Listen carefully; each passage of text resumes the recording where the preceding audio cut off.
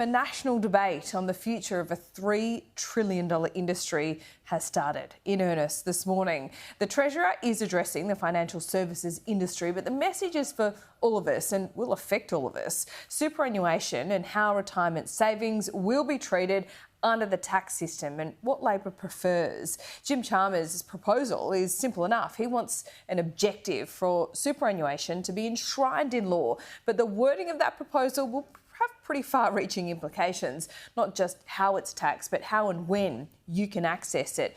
Olivia Casely joins us live now from Canberra. Olivia, thanks so much for joining us. First of all, Jim Chalmers, he's given a speech as a bit of a Q&A to the financial services industry this morning. Has he given us any more clues as to what he really wants to do here?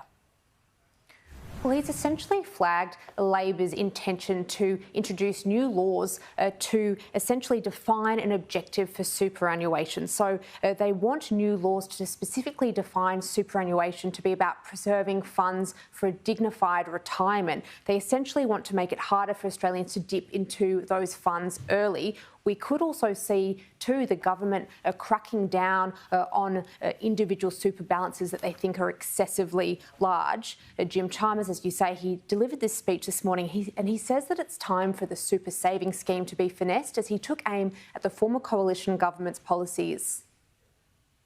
It moved us further away from where we need to be, which is better living standards in retirement for as many Australians as possible. Legislating super's objective will change that because for the first time we'll have a true north, a shared goal that we can work towards together.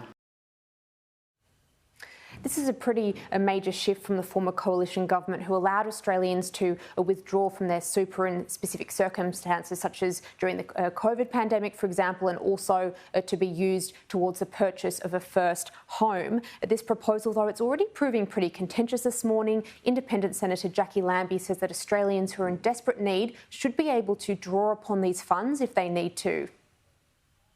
It's not as black and white as Jim Chalmers would like to think it is. And if people are coming into tough times over the next few years and we need to give them a hand and give them 10 or 15% of their super to keep them going, mate, I tell you, we need to look at this and we need to look at this properly. I don't think tightening of those rules right now, if we're going into recession, is going to be very helpful whatsoever.